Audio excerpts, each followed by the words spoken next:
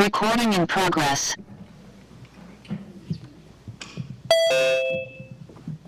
This is being recorded. Mm-hmm.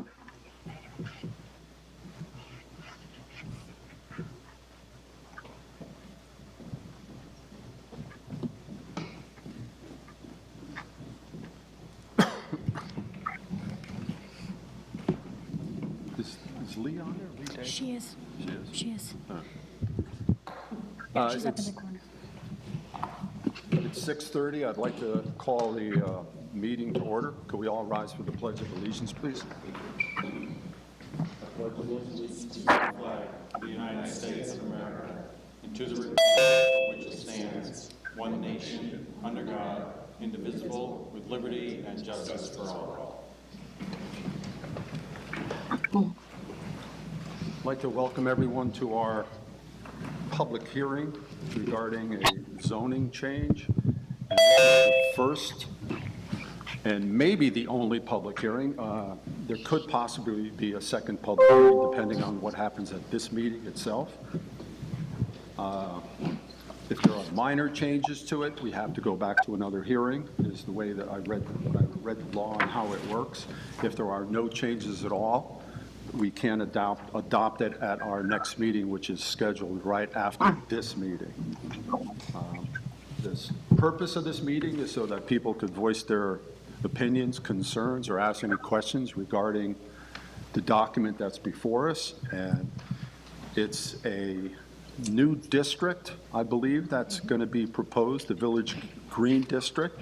And we have members of the Chester Planning Commission that are here to help us through this process, to give us a summary of what this entails and to answer any questions or hear any comments that the public has regarding this.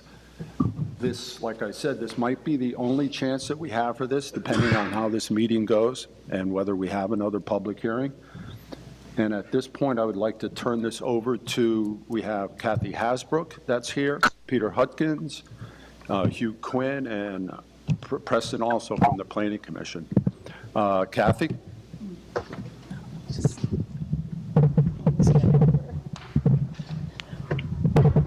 So the district is the west or southwest side of Main Street between School Street and Cobley Street. That includes the Green, the Episcopal Church, the Inn Victoria, the Diak's home, and the house on the corner of Cobley. It's a part of Chester that's fairly unique. There are more than one boundary that's the drip line from the building next door, and those close buildings, that's the boundary between the teapot shop of the Inn Victoria and the Diak's home. So there are 16 parcels in that group, and only 2 of them were actually conforming parcels under the current bylaws because the minimum lot size in that area was a half acre, and there's only 2 lots that are a whole half acre. When a lot is not conforming, then there's very little that the owner can do to change the building, to adapt it to its new uses or whatever, to improve it. So because the setbacks and other standards they can't be met by the physical reality of this small lot. So this change reduces the size, the minimum lot size from half acre to, I think, 1/12 of an acre. All of the parcels are conforming. It will allow you to, it allows the drip line boundary lines. It will let people add a porch or a loading dock or remove something, give them some flexibility to run their business.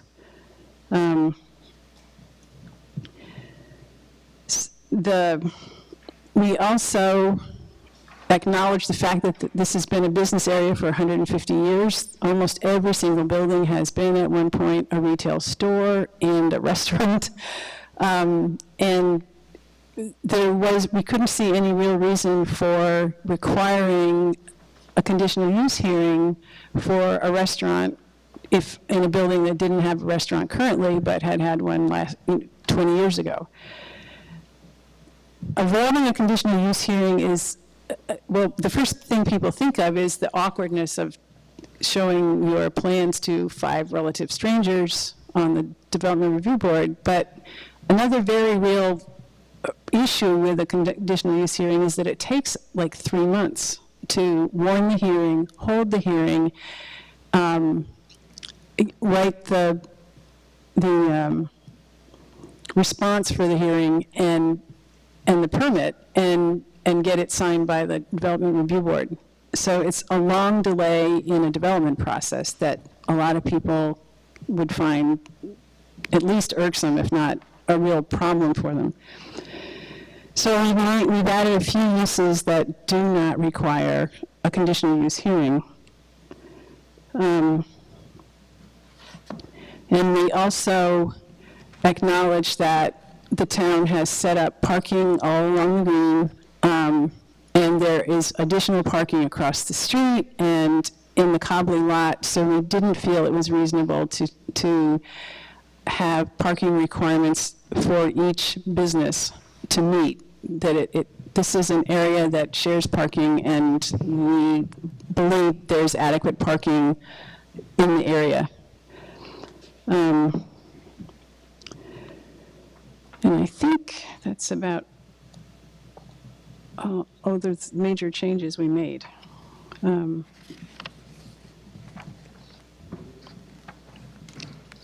We did remove some fairly absurd uses like building and construction trades. We didn't feel that that was really appropriate for the tight space on the green. But otherwise, it looks a lot like other districts. It has listed uses, and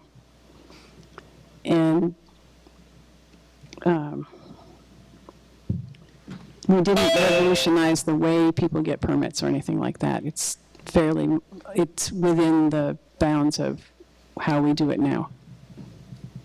So Kathy, can you take us through a little bit, chapter by, not section by section, but some of them are more important than others. I mean, the purpose one, it seems pretty straightforward. Mm-hmm. The permitted uses, what were the ones that were added to the list that weren't on it before? We added the other list here. I mean, you said restaurant because that was a conditional use before? Yeah, we added art studio and or gallery. Mm-hmm. We felt that didn't need a hearing. We added. I think the town of at select board, the mic is muted. We can hear you, Lee. You can't hear us? I don't know if you can hear me, but we lost sound. I'm trying to unmute you. I think you have to do it. Okay. Oh, there it goes. All right. We're taking a look at it now. Is that better? Thank you. We can hear you. You can hear us? Okay. Yes, thanks. All right. And when there's a lot of folks on Zoom, I just want to remind people to make sure they mute their microphones at their end also, and we'll try to not mute ours. Yeah, I mean. Thank you. Yeah. So we added art studios and or gallery. We added as a permitted use that doesn't require a hearing. We also added restaurant because there's been restaurants forever there, and retail store. That's another use that is almost every building had a retail store at one point. Professional office we felt was not a use requiring a hearing, and mixed use, meaning part of the building is used for residential and part of it is for one of the other uses like retail or whatever. We felt all of those are universally, all the buildings had at one point or other had those uses, so there wasn't really much point in requiring another hearing for that.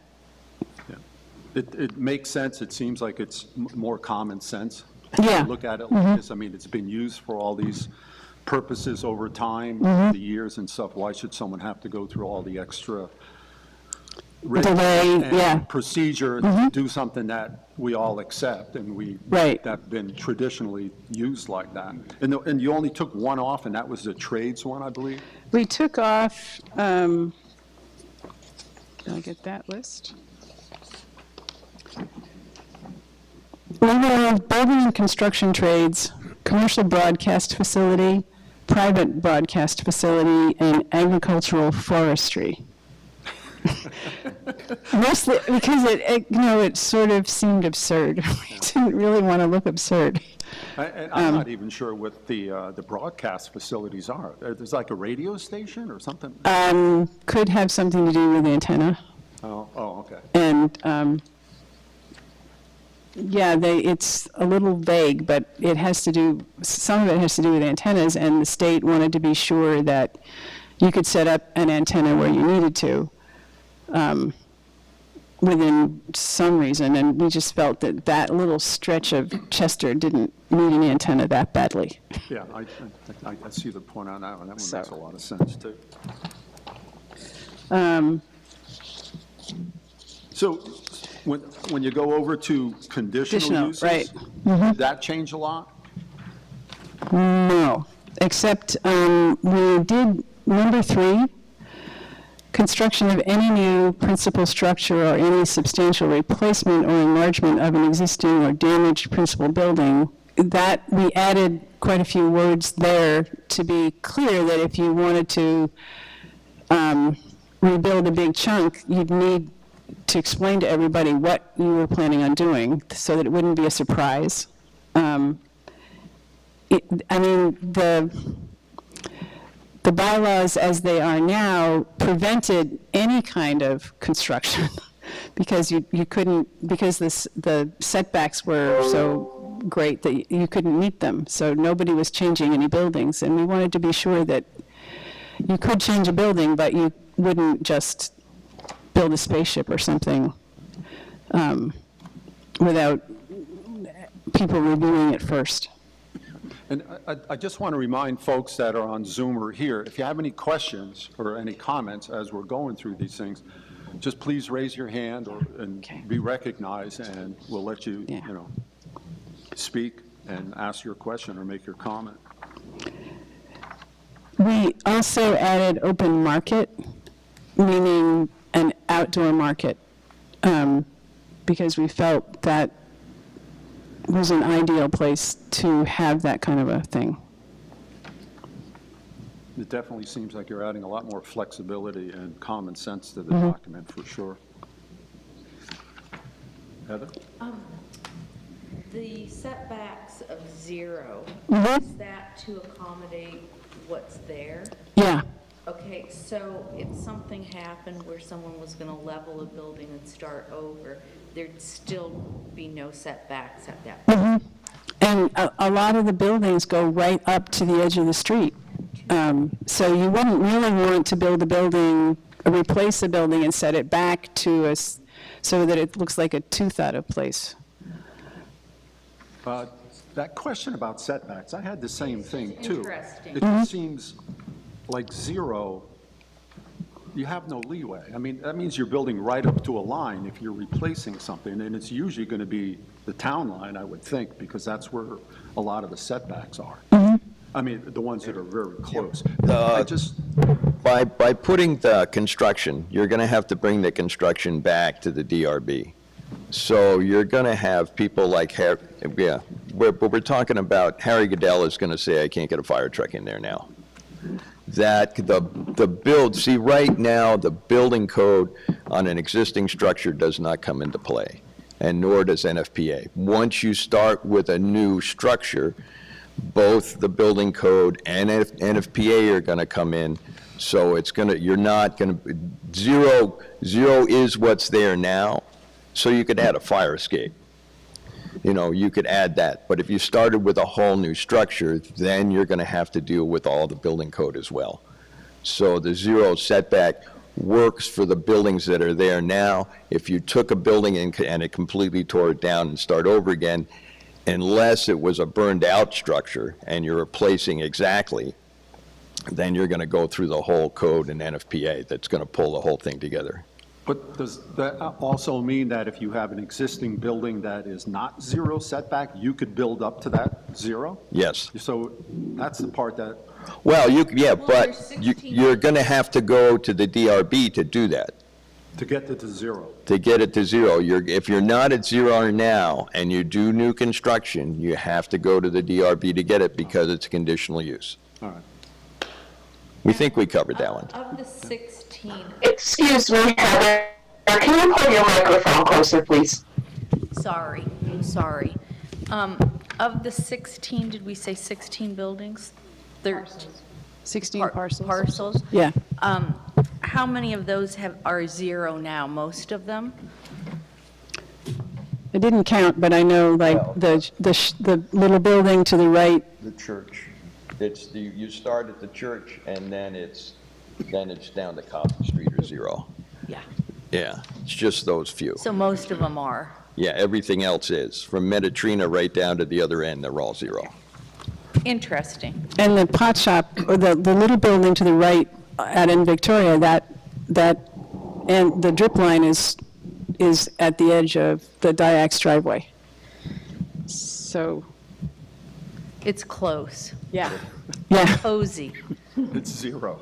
Yeah, it's zero. Well, as long as I think that there's some mechanism in place to help with that decision. Because when I first read zero, it's like, that seems absurd.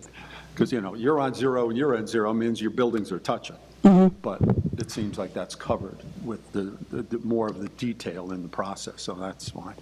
We've got a question out on Zoom, and I guess it's Mr. Goodfellow. Thanks, Ari. I was just wondering if a marijuana retail outlet is included within the definition of retail store in this proposal. We don't have a specific definition for marijuana retail outlet, and the state won't let us define marijuana retail outlet. Part of the green is more than 700, 600, 500 feet from the school.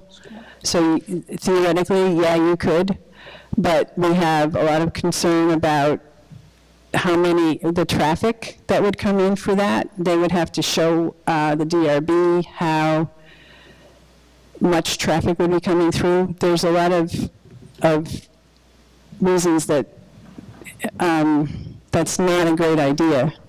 And the person most interested in putting a store together said it's absolutely not, does not belong in the green. But the state won't say no. All the other rules and regulations are specifically still in force, even with the passage of this proposal tonight. Is that right? I'm not sure I understand the question.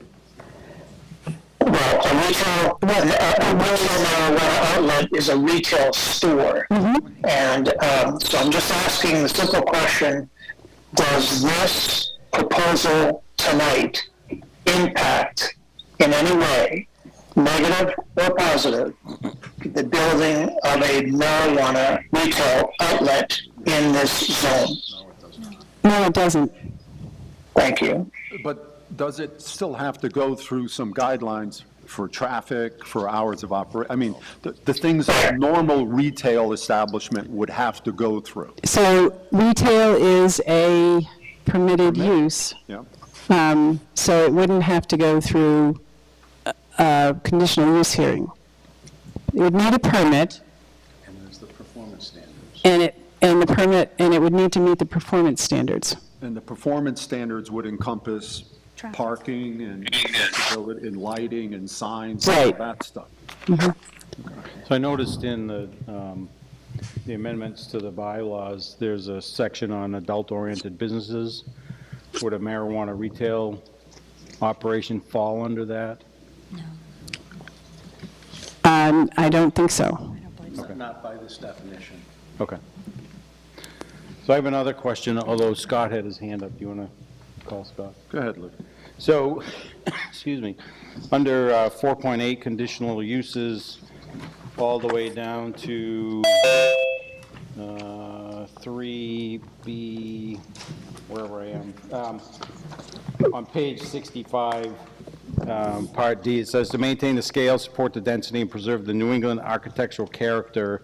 There's a whole list of things that could be used during construction or reconstruction or whatever. And you noted that 6, for the village and center and village green districts, 6 of the following could be or shall be incorporated into the design. Excuse me, and that's to maintain the character of the green itself. Is that the purpose of that? Yes. And is there any impact on which ones would be preferable? I mean, is there some kind of priority for these, or just pick 6 of them and then you're good to go? I believe the gable roof is I was wondering about the 2 in bold. 4 and 7. Yeah, 4 and 7. They have a special status, but I can't remember exactly what the special status is. A lot of that depends, because you're going in for a DRB review. So, I mean, it's like, when we were doing the Dollar General, we had the DRB. The Dollar General came in with a much flatter roof and didn't look like it did. And we pretty much changed everything but the yellow sign. So it's how the DRB has the power to say, this is a tough one to enforce, but it has the power to say, you're going to need this, you're going to need that. It's not there, it doesn't fit in. And it has to be, because you're new construction, you're back to a complete review. And because of the way we set it up before. It's the last sentence. The last sentence. Well, it says 2 additional items, but it really depends in bold. Oh, let's see. Yeah. But it really gets to the DRB and how they look at the drawings. Okay, I'm sorry, I missed that last sentence in that, where it says the additional features are to be in addition to the 2 items listed in bold, which are mandatory for all applications. So at a minimum, you have to have a gable roof pitch to be no less than 612 and front or side entry with walkway directly to the sidewalk. Yep. And then is it 4 in addition to those for the Village Green Village Center, or is it 6 more in addition to those? You have to In look and see addition. what you said. I believe it's 6 more. It says these are in addition to the 2 bold ones. Okay. Okay, thank you very much. Mr. McDonald, are you out there? Yes, sir. It was just a quick question about the 0 setback from a DRB perspective that I would just like to ask for clarification so that I understand as a DRB member who's just learning the ropes. Since it's our job to go through the folder and essentially follow the guidelines, when it talks about the 0 setback, and there's no clear distinction about whether it's an existing building or new construction, I don't know where we would be able to say, oh, you can't do the 0 setback because you're building something new. And I don't know if the bylaws need that distinction, saying existing structure 0 setback or not. So that was it. I just don't know if that needs to be included or clarified, or if there's already a mechanism in place for that. Thank you. So what's important is that the look be maintained, the look of the green be maintained, and the buildings now, most of them start at the edge of the street, so, which is a 0 setback. So you wouldn't really want to set anything back very far because it will look odd. Everybody else is in a line, you're not going to set it back any further. The sides, it reminds me of the 2 little houses right by the library that are like 6 inches apart. Yeah. It's a minus setback. And I know it's the space between free range and the yeah, that's really tiny. So there's, the zero is not a requirement, it's just a possibility, and it's there to help things look okay and to make things work on this limited geographical space. So like I was in Victoria for a while, so the Teapot Shop, the little building beside it, that's, it would be hard to move it closer to the inn. You really want to leave it where it is, and it's got zero setback on the side by the Diax. So we're not saying you have to do that, but you could, and if you needed to make it look right or practical, then you could. All right, so I was just confused. I guess maybe I was misunderstanding what Peter was saying. So a new construction can follow the exact footprint of what was there before, Yes. because it would look strange if it didn't. Okay, I understand. Thank you very much.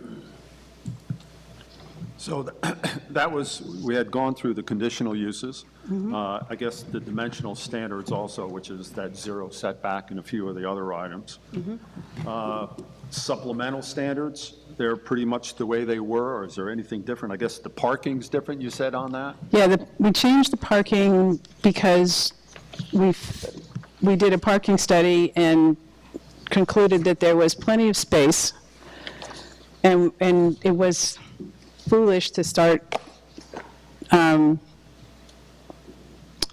making people count spaces and customers and things like that, and try to figure out where those spaces would be. The other difference is that we did add, I can find it.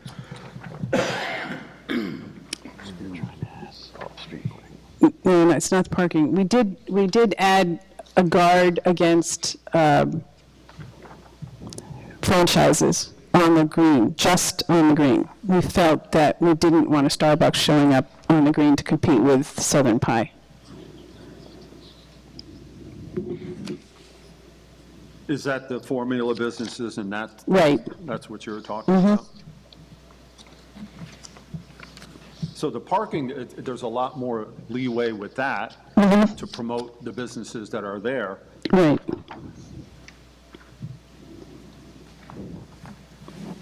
And we also wanted to make an effort to keep the parking on the green available for customers. So we're requiring new businesses to ensure that they have space off the green for their tenants and staff to park. And there are some parcels do have some space for people to park beside the building. Others don't at all.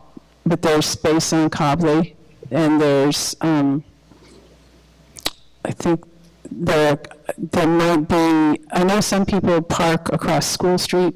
I think there's some kind of agreement between the people on the corner of School and to park in the School Street parking. So if a business does come that requires a lot of parking, they're going to be able to take advantage of the fact that the town has parking on Cobley Street. Right. So And that should take away the parking issue for any business. right, Do we have a parking ban, an overnight parking ban in Chester? yes, Okay. Winter time? right. Is it all the time? November No. to Winter. April? It's winter for plowing. Okay. One of the issues with that you probably are going to have to figure out an ordinance with is it's street parking, but if you look, if you had people couldn't park at the green, when is there a time? Can you park overnight in Cobley and it can just be parked at a different time? That's really kind of vague, because really, is Cobley off-street parking? I would say so, but it's a municipal lot and we don't have any municipal lot rules.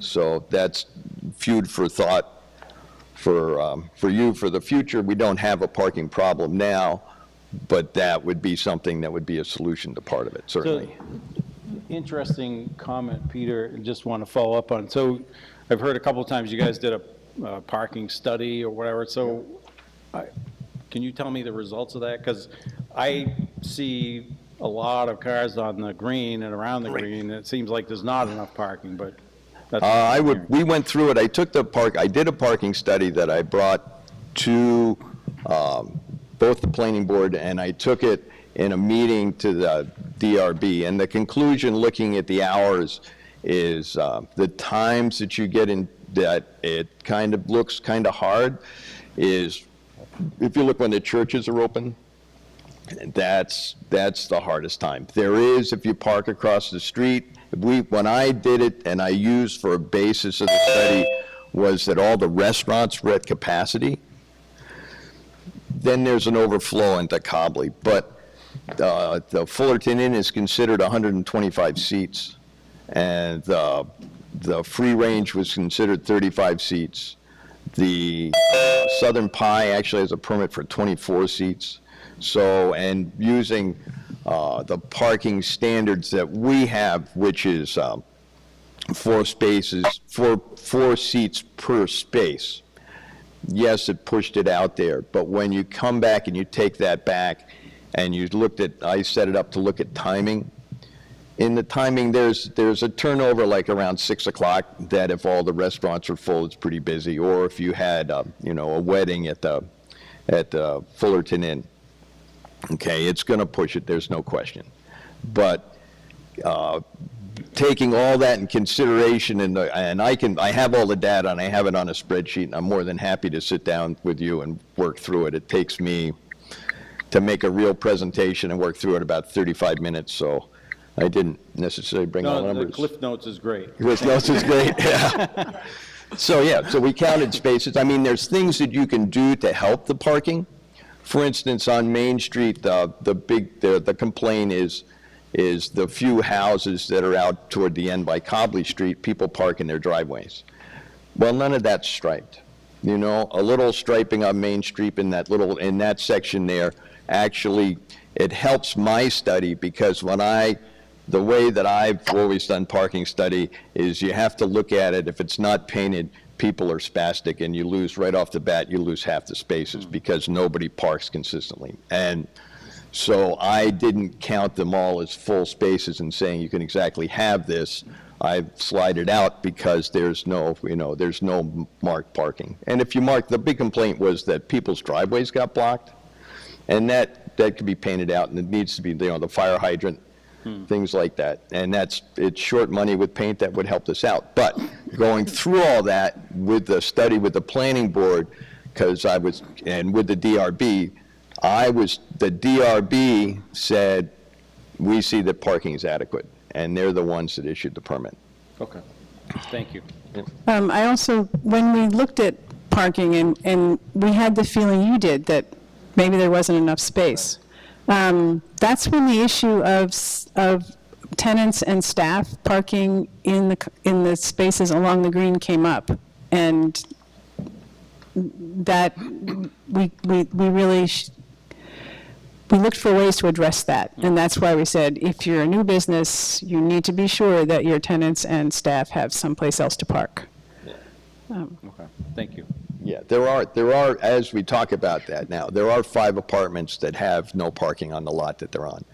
They could be parked, there's a parking association that's not a municipal lot, but it's kind of shared there back by Mediterranean.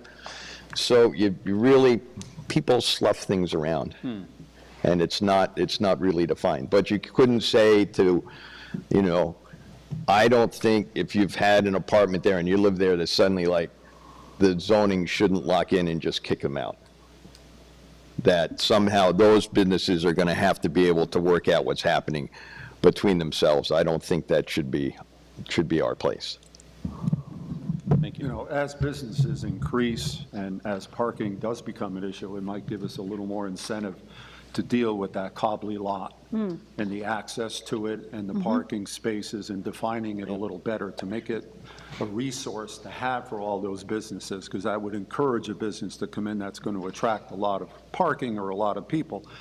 We have a place. It's Right. already established. It's already ready to go. Here it is. It can handle some cars. It would help for the future of the village. In the center, hopefully that does become an issue, that parking is, Yeah, that would be a good issue to have. That'd be a good sign.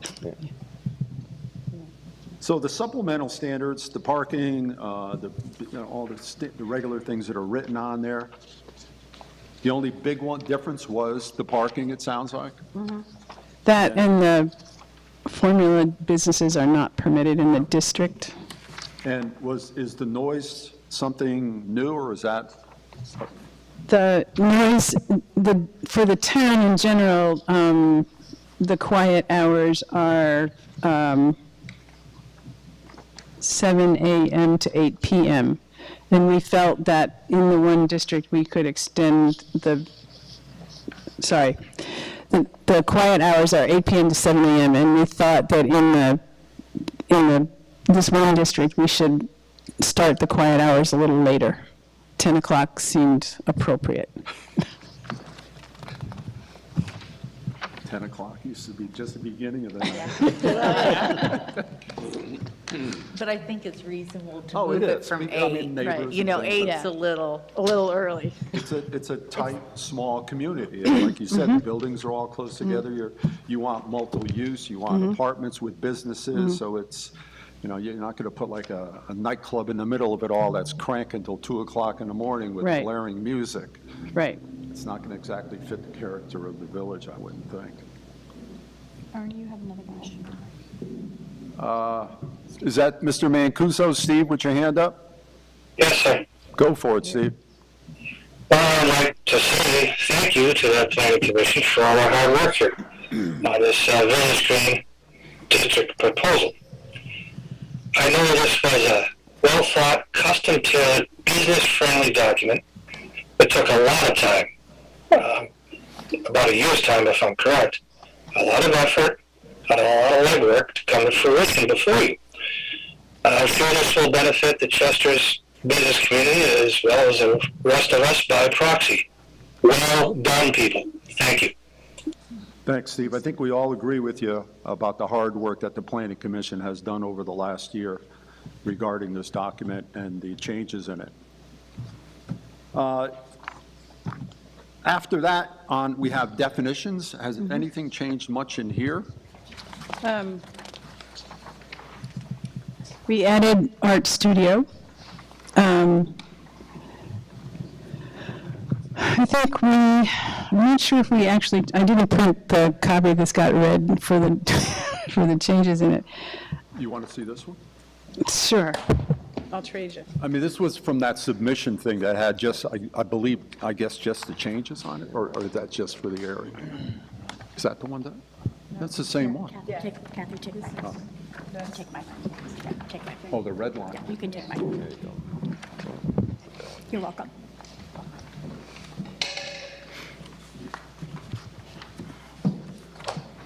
We did address, the arts and entertainment facility is new, and we said we did not want to include adult-oriented businesses, and then we had to define adult-oriented businesses with some discretion and taste.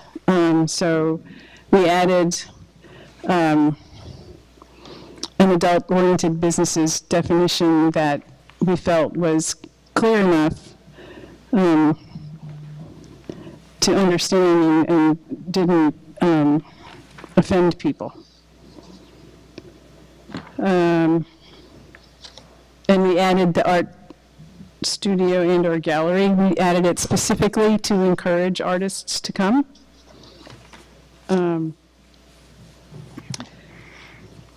Let's see.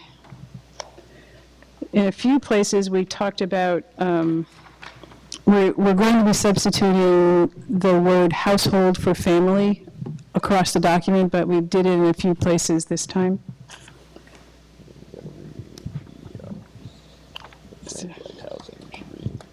Right. We included a formula business definition. Oh, the other thing is, we use the word dwelling for anything, any building that people live in. And where is franchise? Oh, yeah, okay. Formula business. Did I not mark it off in, no, we're still on L's. There we go. We also needed to include a definition for formula business that would cover, would keep Starbucks out, basically. Can't single them out, can you? I know. But And the- everybody understands that. We all understand. It's shorthand. And I think that was the last definition that we had to change. There are places that I had to add the Village Green District to be in with the list that included the Village Center District. And because this is a whole new district. Right. You know, there's a list of districts at the front of the document. It got added to that list. The definition of the center of Chester had to have the Village Green added to it. We also added open market. to the Right, definition. open market was, and there was a definition for something more or less equivalent to an open market, and we decided to go with one definition, and we chose open market and deleted the other one. And open market is available as a use in, I believe it's the residential commercial district. So, it's not CI, I think it's residential commercial. So, yeah, 14 in residential commercial is now open market.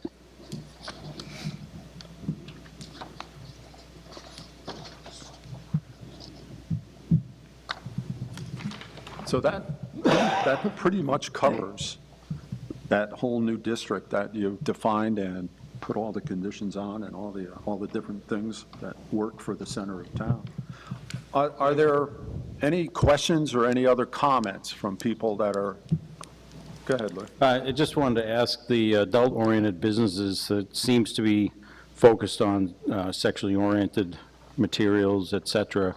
Did the commission consider any other types of adult-oriented businesses that would be included or could be included in this, or? Yeah, and we couldn't find a way to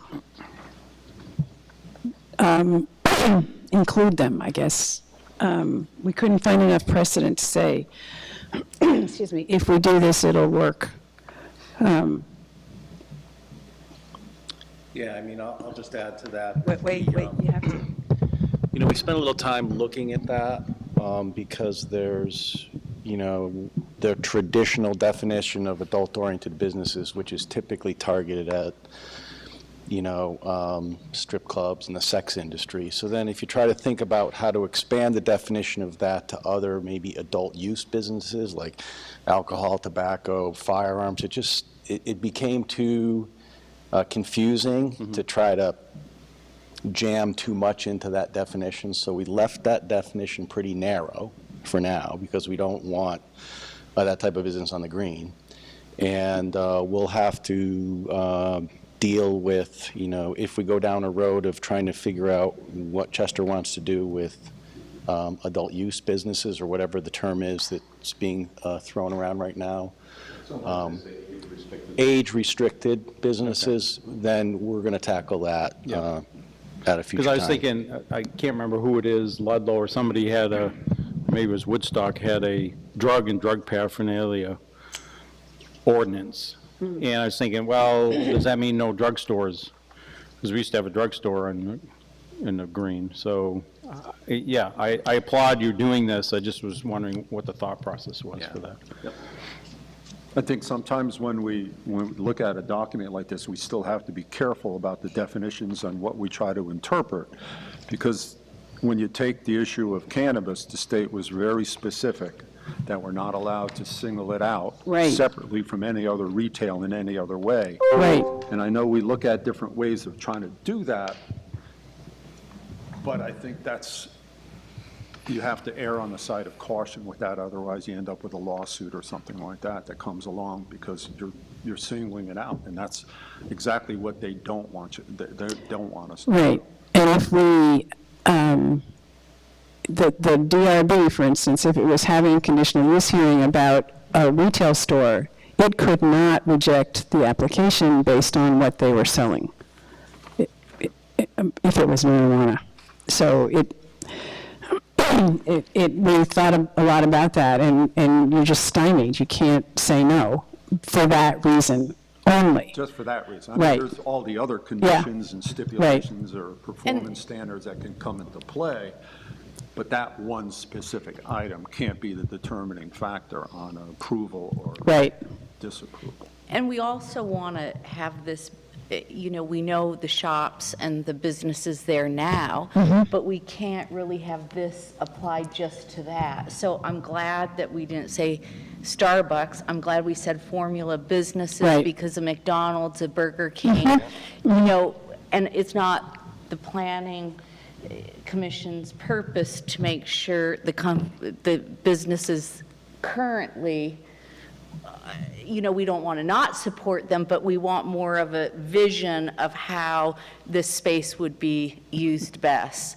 So I think that the way you did that is really good. And it's a small area that does need some special attention in our town. And so the zero setbacks and things like that do make sense to me. So I think you did a good job of defining the area.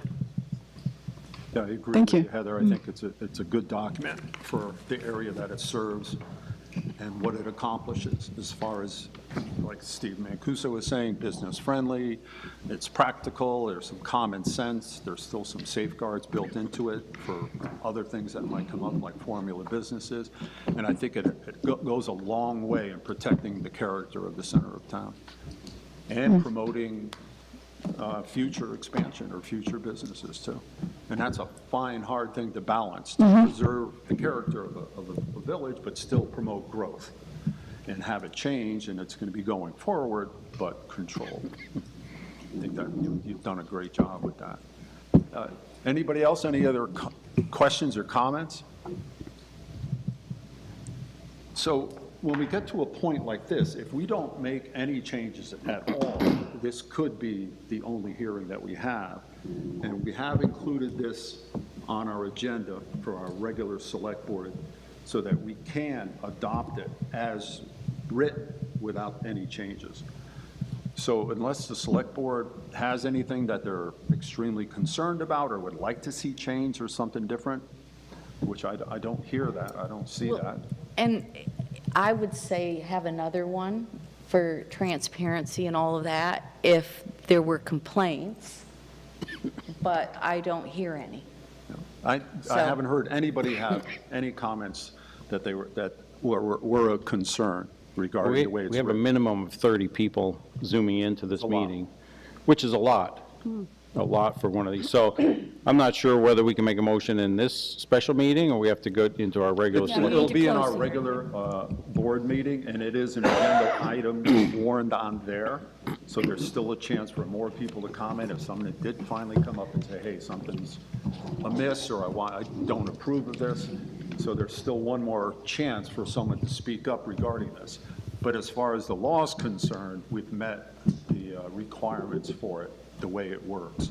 If there were any changes on it, then there would be another public meeting, because we're not allowed to make changes to this document 14 days before we accept it.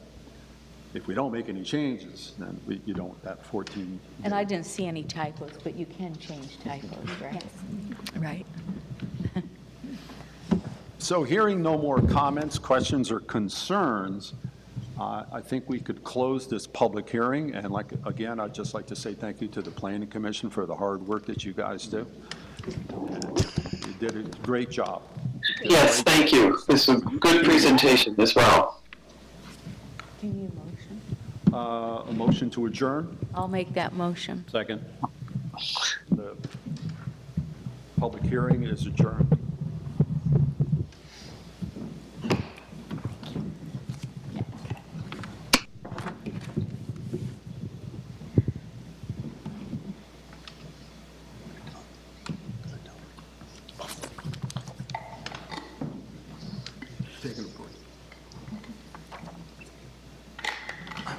Not a long one.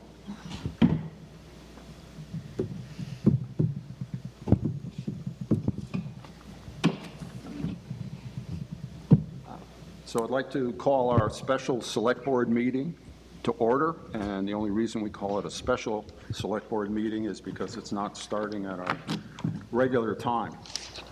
The first item on our agenda is to approve our minutes from our May 4th meeting. I'll make a motion to approve the May 4th, 2022 draft minutes. I'll second it. Lee Gustafson's the motion, and Heather Chase is the second. Any changes, corrections, omissions, errors? Any other concerns with the minutes as written? I had none. Not at this time.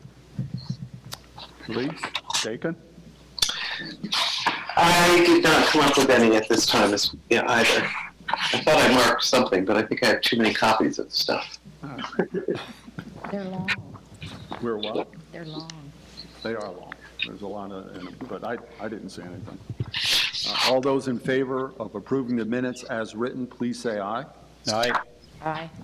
Aye. Anybody opposed?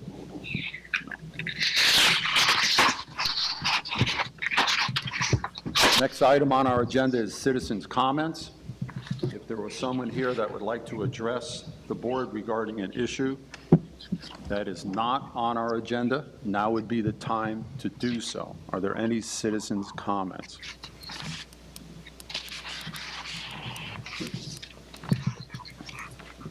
I see a hand up. I can't read the name from here. Can you see that? Linda Dyak. Linda Dyak? Yes. Thank you. It's not on the agenda because it all kind of fell apart today, but I hope the board is going to address the library situation. We are going to speak on it briefly at new business towards the end of the meeting to inform people of what has happened and what action we're going to be taking at our next meeting. So it will not be open for a discussion. It'll just be for public information and our comments, because we did not have it on the agenda because we didn't know all this was happening until just recent. Can I ask just one question regarding it? No. I know that some folks, myself included, sent letters of interest to the trustees. So were those forwarded to the board or not? I'm getting questions. I received them at 4 o'clock this afternoon, so no, the board has not seen those yet. That will be something I will update them in new business on. Thank you. Are there any more citizens' comments?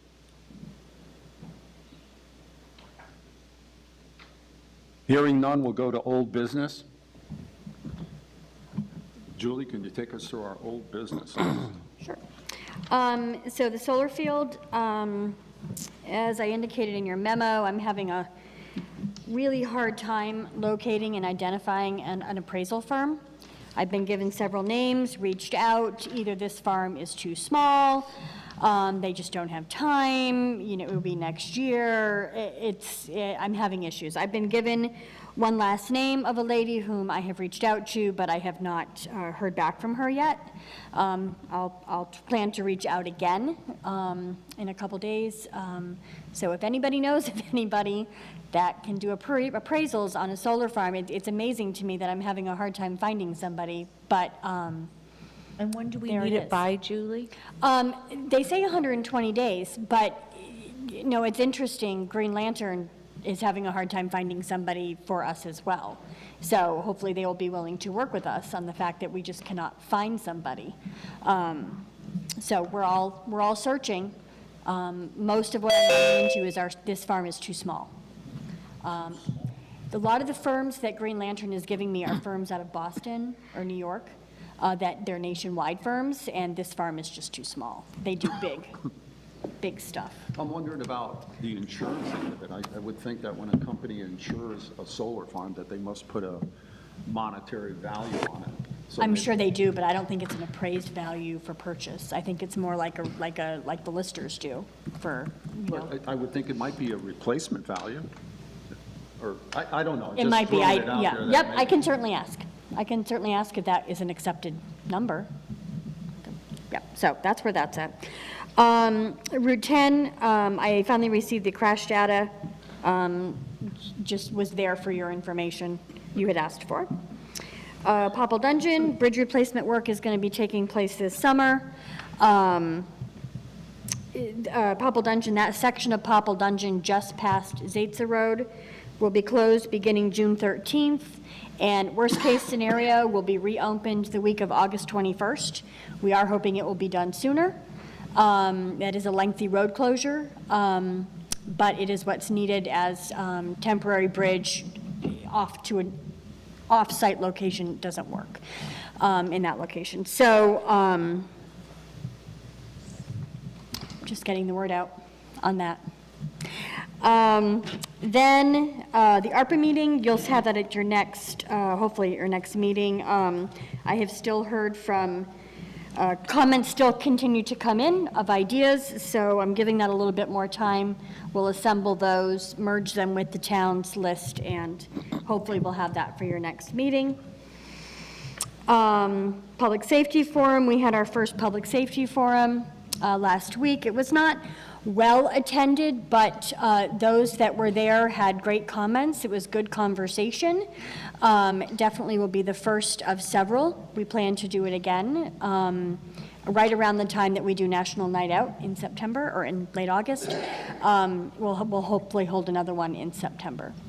And then just a reminder that this coming Sunday from 7:30 to 10 is the first breakfast at the Public Safety Building. It's a fundraiser for the emergency services, $10 for adults, $5 for kids. I think kids under 2 are free or something like that. So come out, support the Public Safety Division of town. Hey, Julie, Yes. at that first breakfast, maybe it would make sense to have some little cards out that say, any suggestions for our public safety services? Absolutely.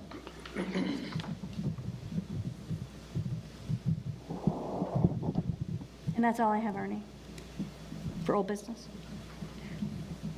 Any board members have any questions or concerns regarding any old business? There is a hand up, Mr. Goodfellow. Mr. Goodfellow? Is your hand up from Yeah, previous? thanks, Ernie. Thank you. I was just thinking of the solar farm appraisal. I presume any real estate broker interested could give you the value of the land, but as to the solar component, and I know it might be conflicted, but that's what Lee Gustafson does for a living. He's in that business.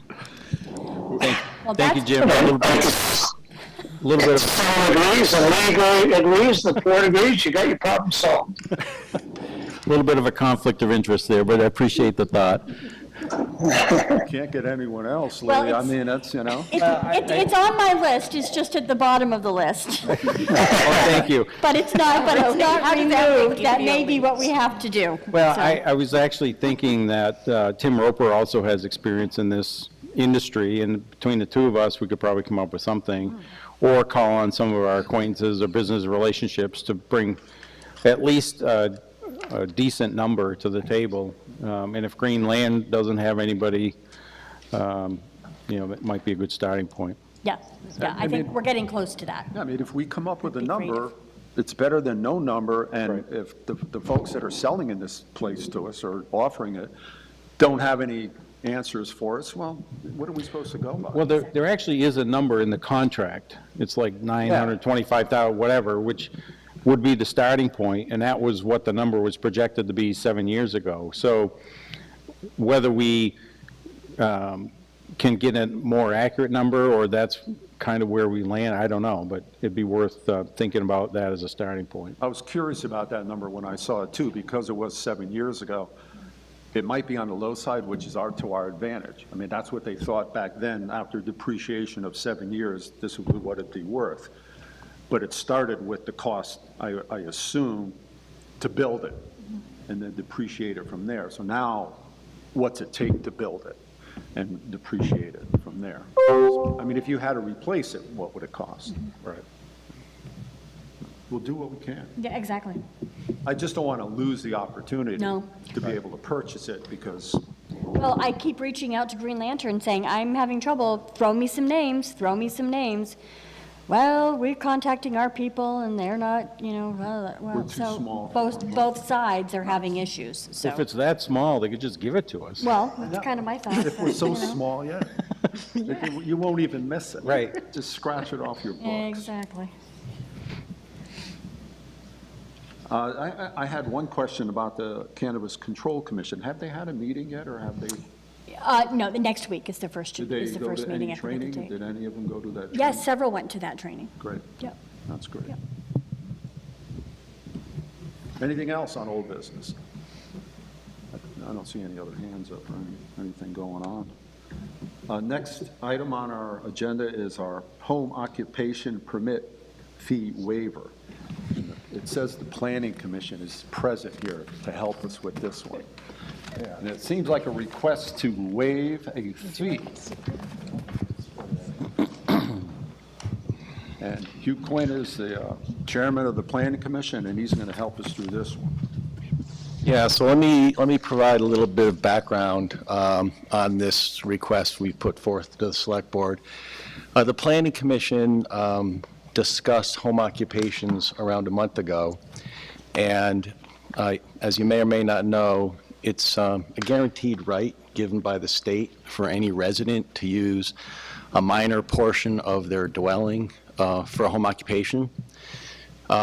Chester has incorporated that definition into their bylaws and expanded it a little bit to include not only a minor portion of the dwelling, but also a minor portion of an accessory building. And we also have some requirements related to making sure that the home occupation is customary for that residential area, and that it doesn't violate any of the performance standards that would be associated with like smoke or electrical interference or noise, the kinds of things that would disrupt a neighborhood. So we've got all the instruments in place to understand the home occupation and support it. However, there's been a little bit of a gap or inconsistency in permitting home occupations. So as it stands, very few home occupations in Chester are permitted. A permit is required. And really, when we think about that, we're thinking about it from a couple of different angles. On the one hand, we really want to be able to understand, what the businesses, even if their home occupations look like in Chester, so there's a little bit of a gap there because we don't really know that much. And I think the other thing is there's the potential that because they haven't received a permit, they haven't had the benefit of chatting with Preston to understand sort of the guidelines for a home occupation. So there's an education and awareness component that's probably missing, perhaps in many home occupations. So the Planning Commission thought one way to address that would be, and it's really an incentive to try to encourage folks that have home occupations to come forth and get a permit. And the incentive would be a 2-year waiver of the $50 permitting fee, so that they could come and get a permit for their home occupation and just pay the $15 recording fee. Obviously, it's more of a carrot and not a stick approach, because home occupations, they're out there, and if people don't come forward and choose to get a permit, they're very hard to find. So we're trying to create an environment where we can sort of catch up with some of the permitting of home occupations that didn't happen in Chester in the past, and hopefully help folks that have a home occupation, feel comfortable to come get that permit without having to pay the fee. So that's basically a summary of the letter we sent to the Select Board for your consideration. So it's required, but there's no repercussions if they don't file. I mean, it's not going to Well, I mean, what I can say about that, and Preston, you can jump in, what I think probably would constitute a repercussion is if somebody starts a home occupation and they weren't following the guidelines outlined in the bylaws, then obviously what might happen is a neighbor could complain. It's like, hey, somebody's running a business out of their house, it's making too much noise, they're creating smoke, they're doing this, they're doing that. And then it becomes more of a, you know, an after-the-fact compliance, you know, or enforcement matter. So, you know, aside from that, you know, and we did discuss this, it's, I think it's fair to say that if somebody's operating a home occupation and they choose not to come get a permit, and then they're not disturbing anybody or making any waves in the neighborhood, it's, nobody's really going to know. I mean, and the goal isn't to punish people anyways. No. You're just trying to gather information, just to have that for records. So it's, as we look at the town as a whole, we have more data. Yeah, absolutely. Absolutely. And I think the other part of it is, you know, there was probably a period of time when people may have come, you know, into the zoning office wanting to know whether a permit was required for a home occupation, and there was some confusion about that. Maybe permits weren't issued in some cases when people asked. So really it's part of it's, let's create, you know, an environment and incentive to try to have folks get a permit for their home occupation. We have had, in some of the discussions we had in the planning commission meetings, we did have some folks that have a home occupation that actually said, yeah, I want to get a permit so that I can actually, you know, legitimize the fact that I'm running my business out of my home. So, you know, you're going to get a mix of the way people are going to think about it. Some people are going to think it's Big Brother, and they're maybe not going to want to participate. Other people are going to want to legitimize what they're doing out of their homes, so they're going to want to come and get the permit and have it. So I think it's really a mixed bag of the kinds of response we might get to this waiver process. So you're looking to have the select board waive the fee for 2 years and just a $15 recording fee, it sounds like. Right. You have a question? Mr. McDonald, you have a question? Or Yeah, I'll keep this quick. I'm one of the people who did apply after the fact, just so that I could have the permit. And my reasoning was that sometimes people will be thinking about what happens if I sell my property and I have this nice little accessory building that fit the bylaws. But having that permit, and this is a point that you can make to people when you're suggesting that they consider getting one, if you have a permit and you try to sell your home, you can tell the prospective buyer that, hey, I got a permit, the town worked with me, they made it very easy, but it makes it easier for people to sell their homes when they have that accessory building on their property or something like that. The one concern I have is for other people who are going to say, well, the state of Vermont guarantees and you have the right to have a home occupation. So you're going to have a number of people who say, why do I need a permit if I'm guaranteed the right to do it?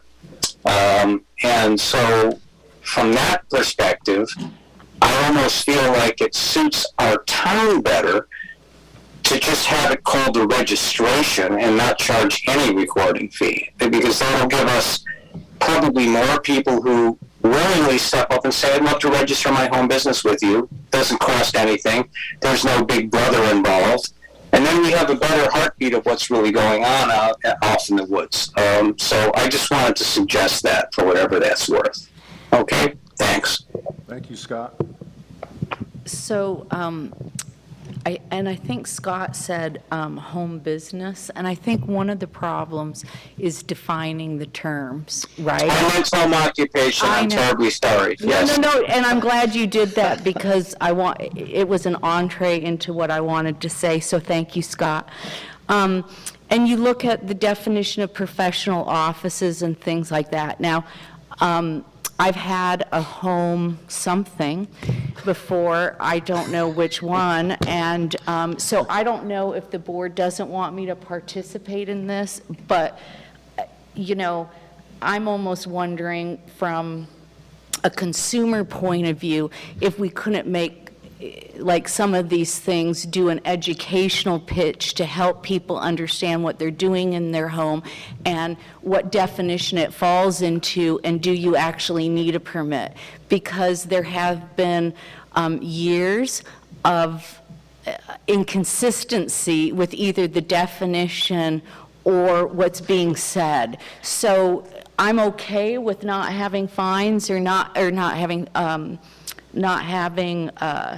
fees, thank you. But I wonder why we're only choosing a home occupation versus home business versus professional. Is the goal to understand what's going on and to get more participation, then maybe it should be broader. And if you guys want me to recuse myself because it's, you know, I've been a part of this, let me know. Otherwise, I'm supportive of it. I think we would lose a good part of the board with home businesses or home Okay, occupations. Yeah, I just want to be clear, I've had issues with it. I think we would lose our quorum. Oh, okay. Yeah, but I can address that a little bit, because I think part of the plan would be, there would be some outreach and education, and part of that, and, you know, Preston has a wealth of knowledge, and so does the Planning Commission, about what is a home occupation, what is a home business, what causes you to transition from one to the other. So we're happy to be able to provide that kind of guidance on what does a home occupation look like, when does it turn from a home occupation to a home business, when does it turn from a home business to an actual permitted business. So there's basically a progression of steps that happen as businesses start from an occupation all the way up if they grow big enough. So that could all be part of the process, because I think there's an angle where we need to, you know, put the word out that we want people to come in and get their permit for their home occupation, and we can use that opportunity as a way to do some education. But even, sorry, for the definitions, I think we should improve upon them and get a little bit more detail, so when we do look at the whole document, it's clearer for just people to pick up and understand and read it, because it's pretty ambiguous at times, or, you know, to my way of thinking. Well, my question was even more basic than that. Can you give examples of anybody who is self-employed who would not be subject to either the home occupation or home business? I mean, is there any, I mean, the majority of people in town probably are self-employed. Yeah. But are there any instances where it wouldn't be subject to this permit requirement? Well, I mean, I can think of one example, and it doesn't really fall under the category of home occupation, but it could be confusing for somebody to think that. And I'll use myself as an example. I work for a corporation. I'm a remote worker. I work out of my house. I do not need a home occupation permit to do that. But you're because not self-employed I'm either. not self-employed. I'm Right. employed by a company. But still, people think of, hey, I'm working in my house. Do I need the permit or not? So that would be one But- example. So I'm thinking like a landscaper or somebody who mows lawns and they have a truck with a trailer on it. That's their office. Would that be a home occupation? I'm going to defer See? to Preston on that because I don't know. I Well, apologize. I'm just It's picking a up good on what question. Heather said. Yeah. That It's hard. some more definition would be helpful.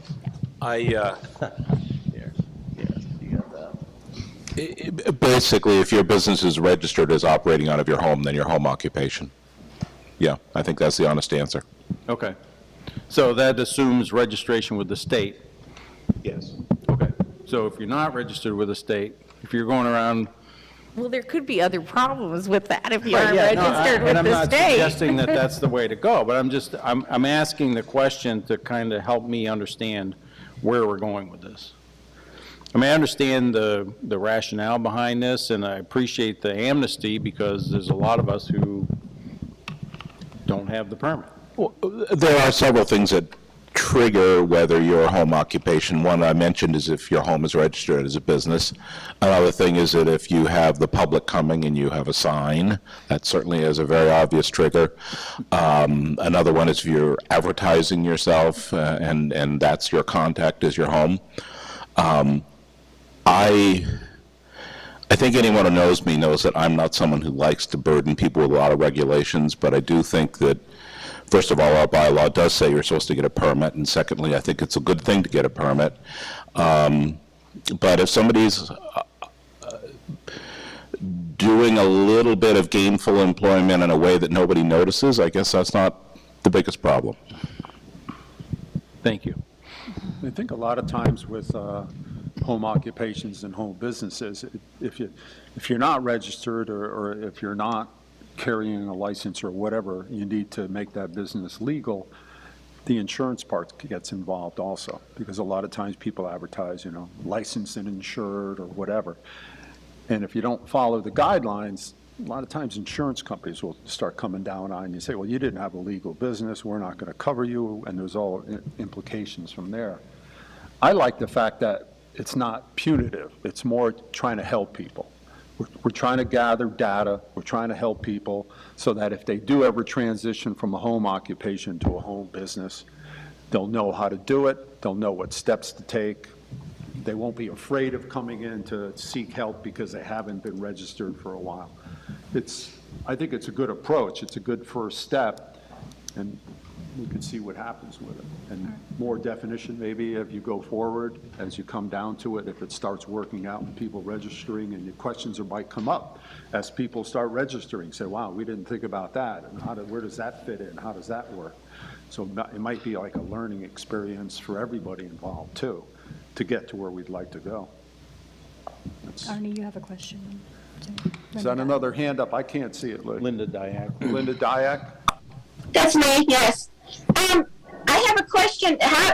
When we came here in 2015, the first thing I did was contact Mr. Normal and ask him what we needed, and I had to give him everything, every piece of equipment we owned.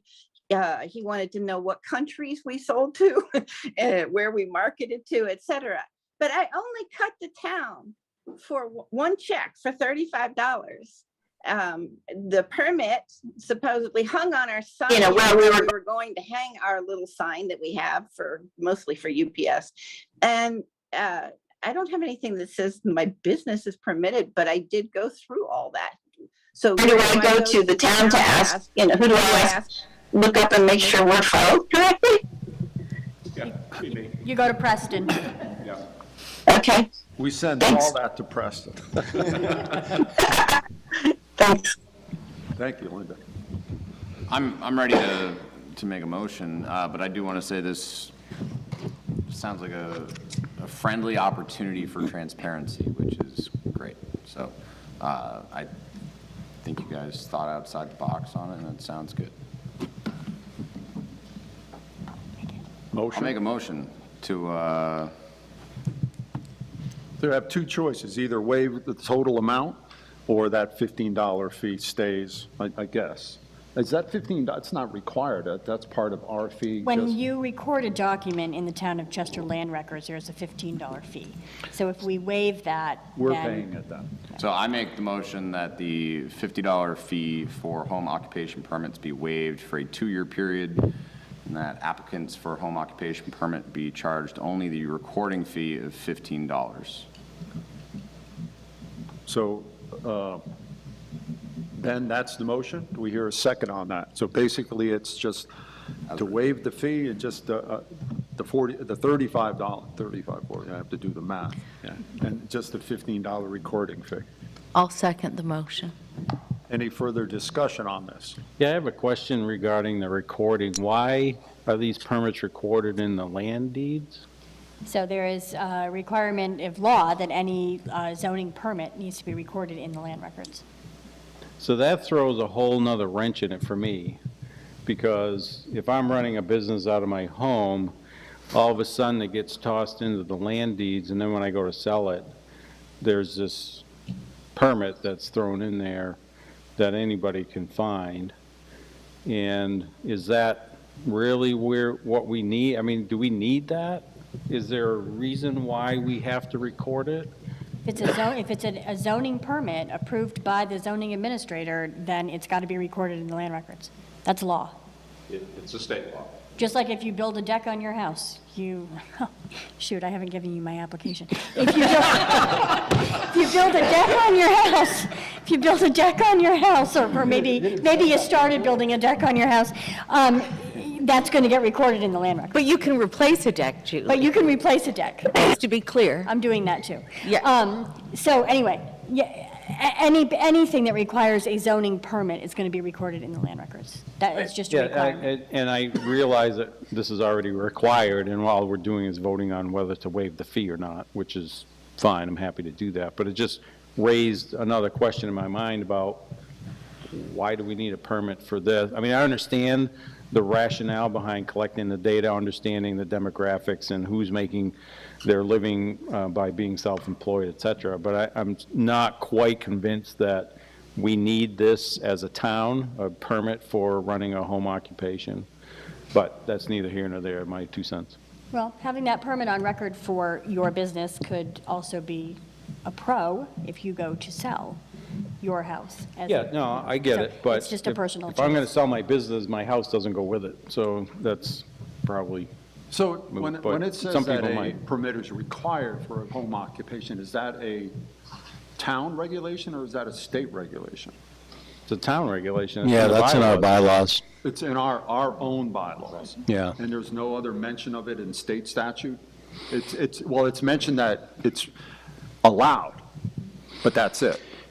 Yeah, Preston knows I'll more on let it. Preston, he probably can, I got an opinion, but you probably. This question has come up, and there is an opinion from the state, and it is published in a brochure that's on the Vermont Planning Information Center, or VPIC, that says that although it's a state right in statute, that towns also have the right to require a permit that sets the guardrails for it.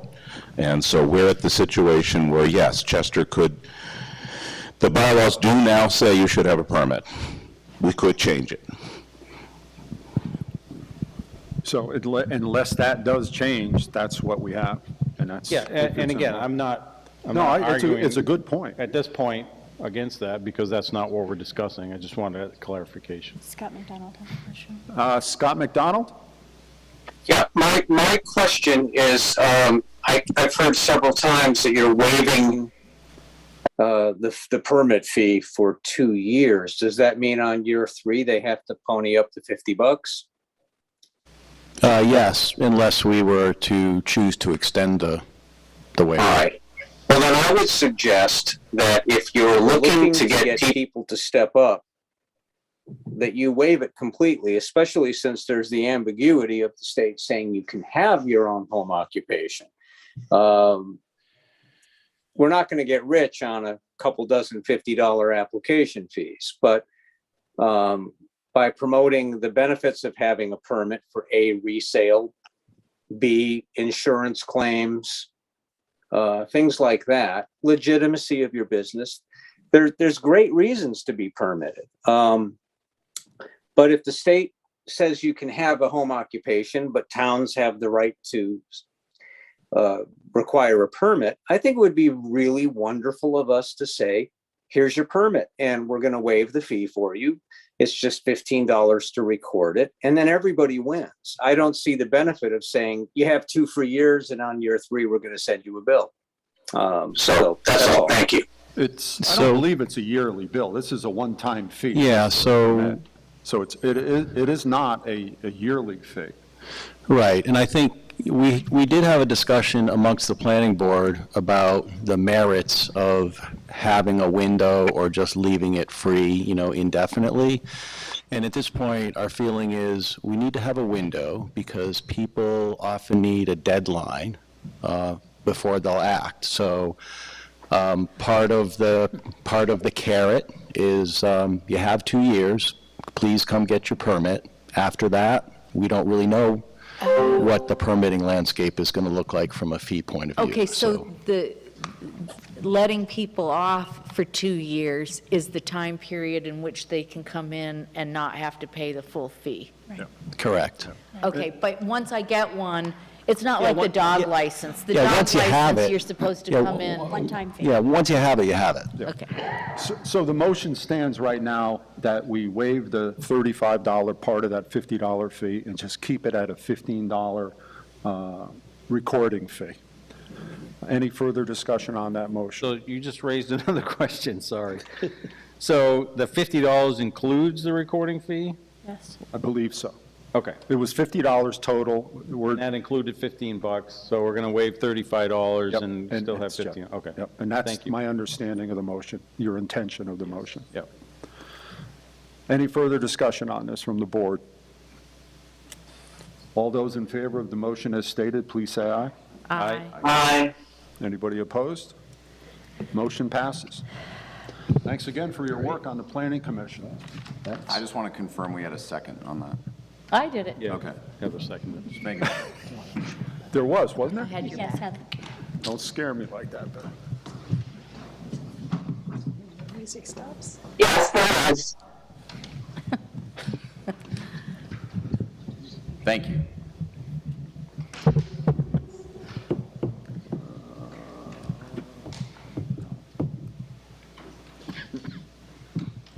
Police department. No.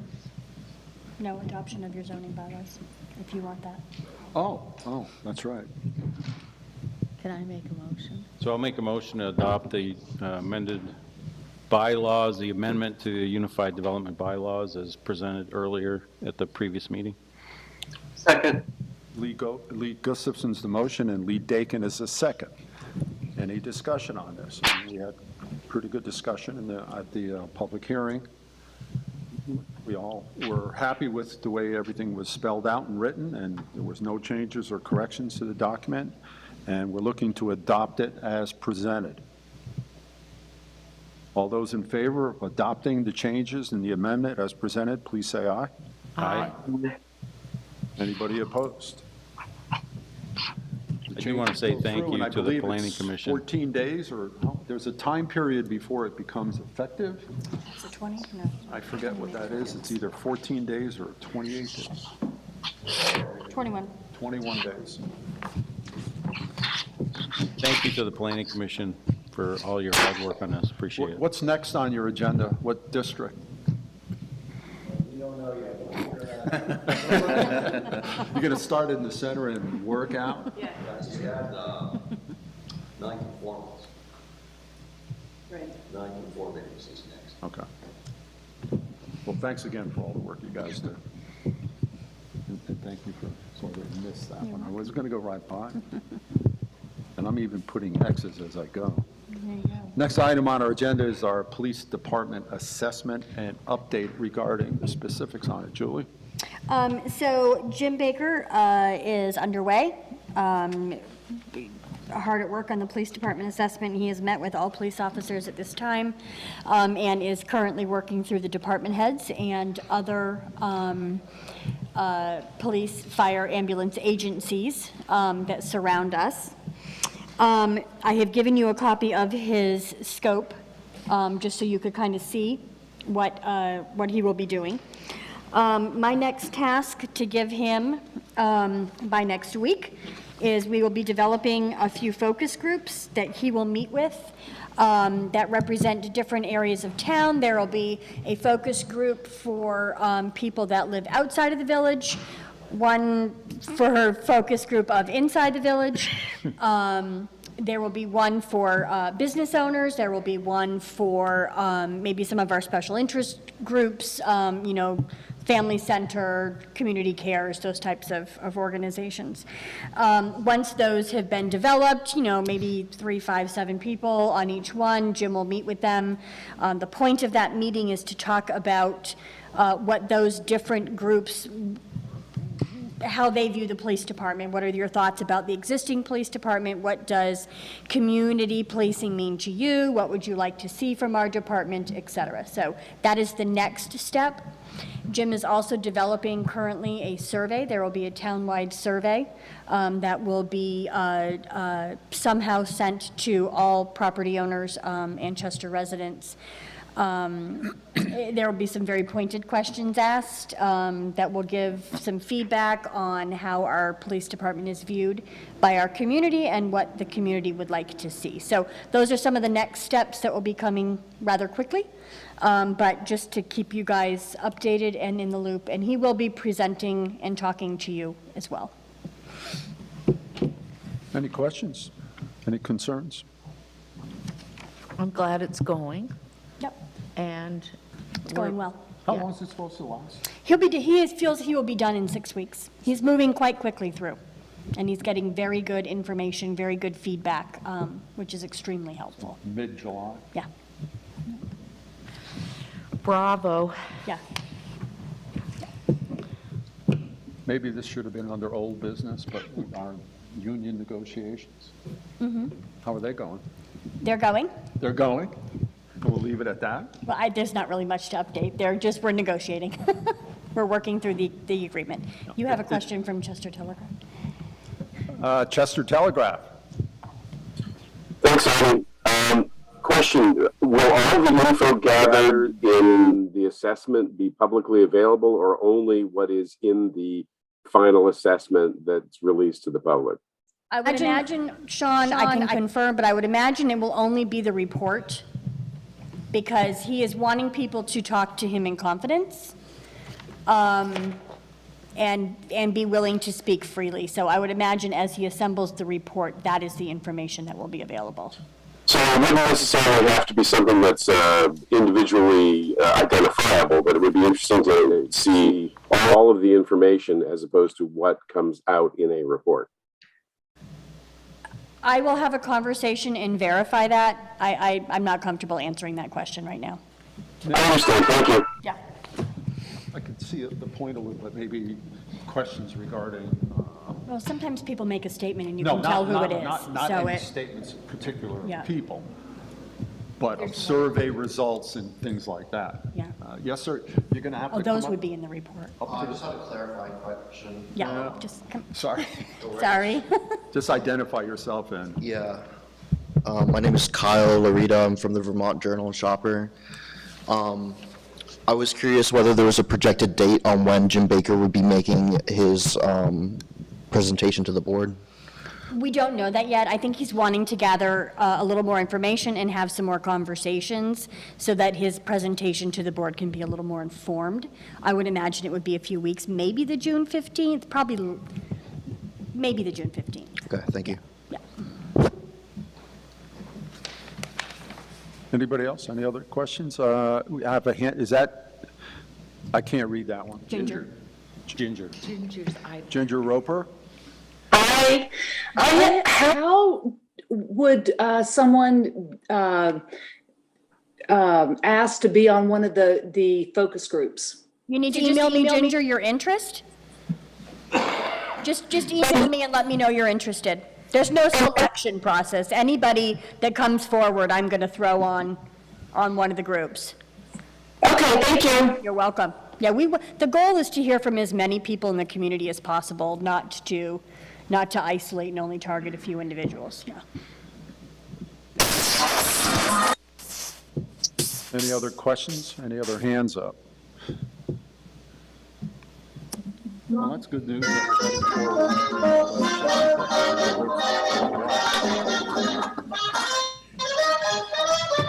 Mr. Carey, I think you're, there we go. Thank you. We might want to think about background music. I'm kidding.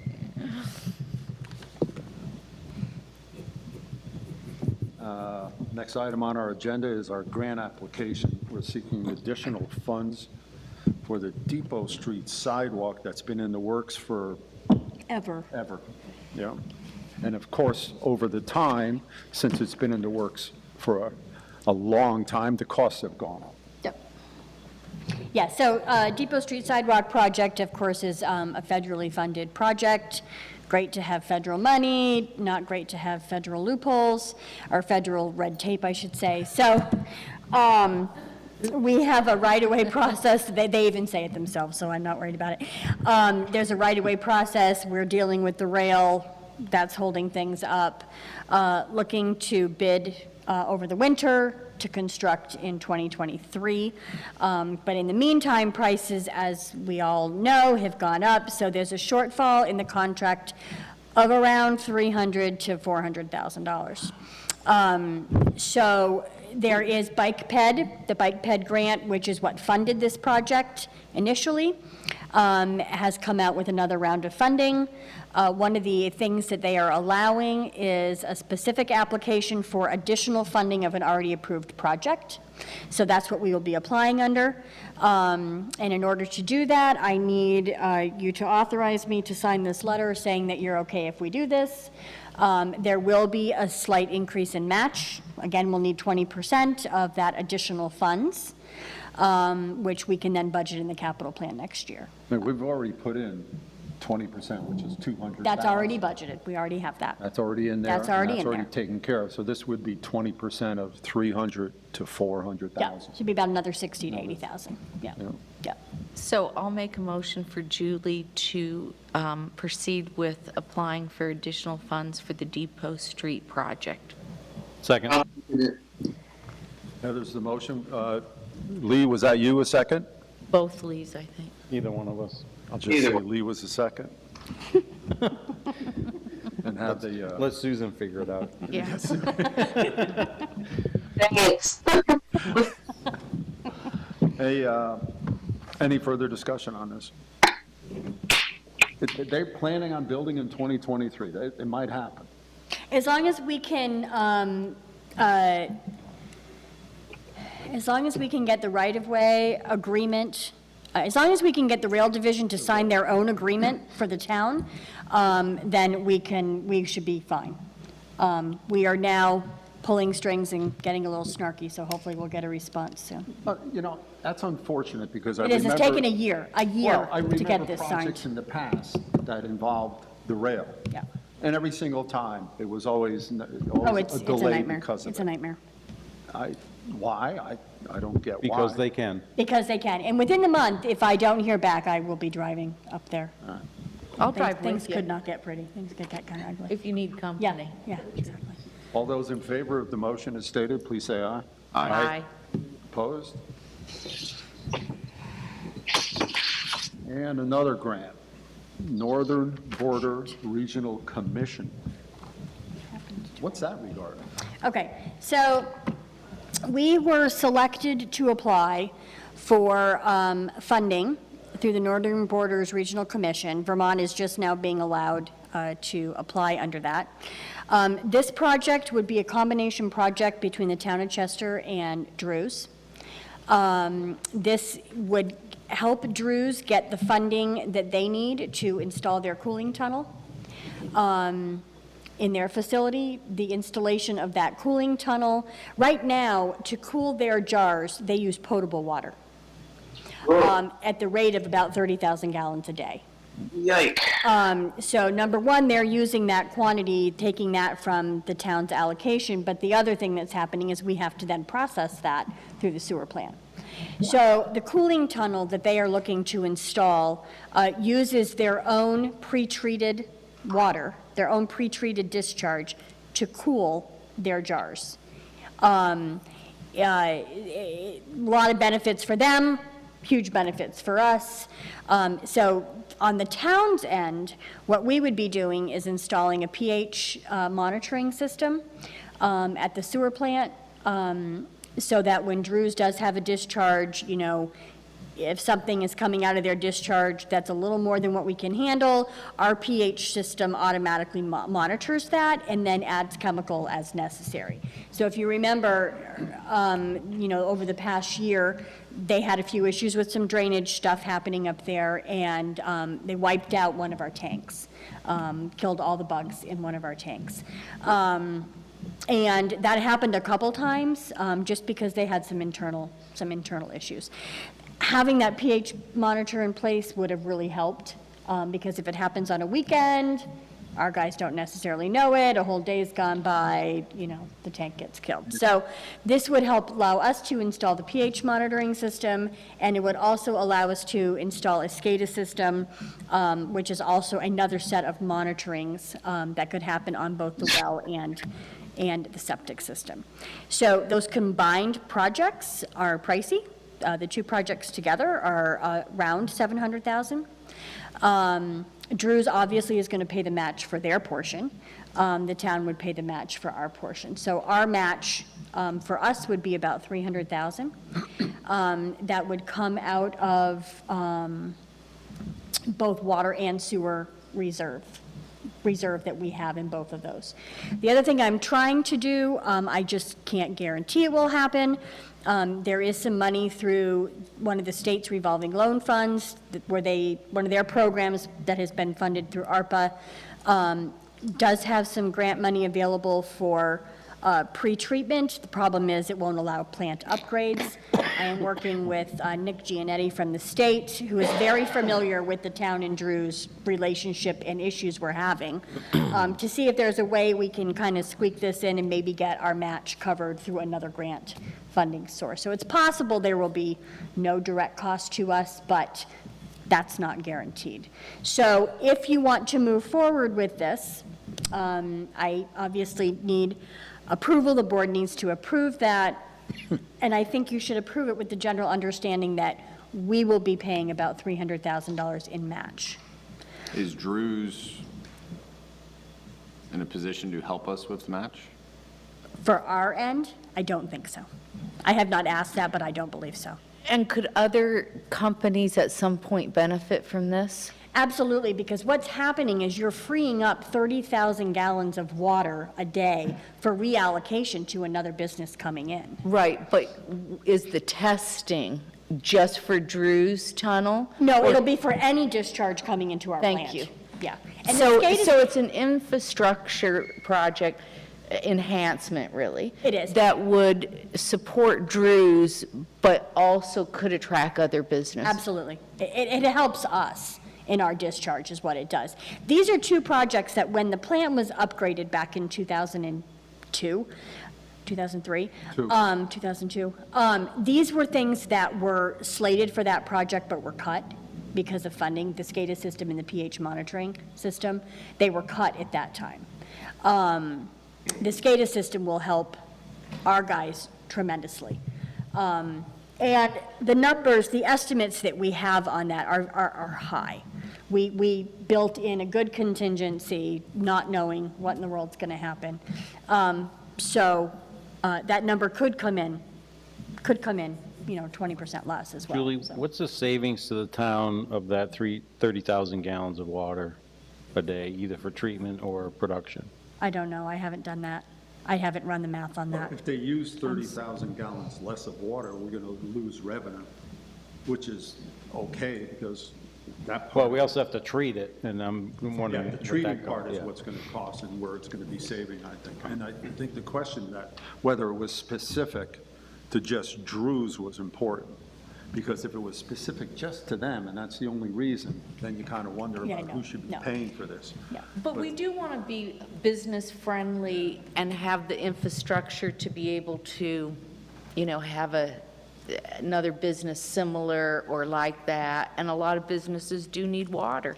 Well, and the other thing that's happening is, our usage was around, I don't remember the numbers. I don't remember the numbers. Anyway, our usage was one amount, but then after COVID, with everybody, because a lot of our properties were second homeowners, so now those people have moved here and they're using water. So our usage is getting much higher.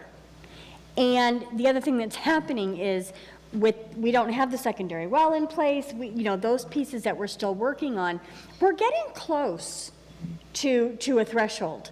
And so freeing up 30,000 gallons of water, if we had another Drew's that wanted to come into town, that's huge. So the benefits, if you're looking at long-term planning and investment and growing the, economics of the town, it's a big number. It's just a matter of do you want to spend that 300,000 now? Do you want to wait until we do plant upgrades and do it then? I don't know that there will be funding available then. This is an opportunity now. We do have the reserves, so, Does this decision lock us into spending that money? No. Or will this option come up again, or we have to make a final decision? Well, what you are saying when you sign this document is that you are approving me to do this application and Debbie to be the authorized, the primary point of contact and authorized person cannot be the same. So I need to be the point of contact because I'm doing the application and I will manage the grant. So Debbie is just the authorized person. But you're authorizing her to sign everything, but you're also kind of implying that we're providing the match and we're willing to. So if you think that there is a possibility, I say this with every grant, if you're not sure that you're willing to spend that money, then don't do it. We could. Just because we would be taking money from another potential project that could move forward. How much is currently in the reserve? The water is upwards of like 900,000. Sewer, I don't remember the number, but it's pretty healthy. It's pretty healthy. The reserve.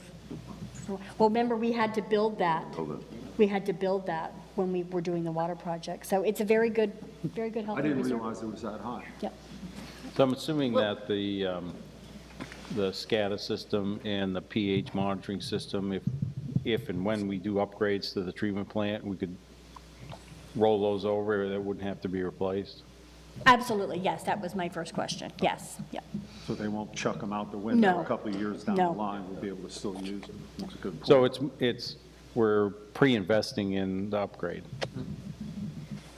And we're supporting freeing up. I mean, I don't want to get to the point where we say to businesses, oh yeah, we'll wait, come back in 5 years when we have an upgrade, or 10 years. We don't have the capacity. Yeah, we don't have the capacity for, improvements. So I'm supportive of this.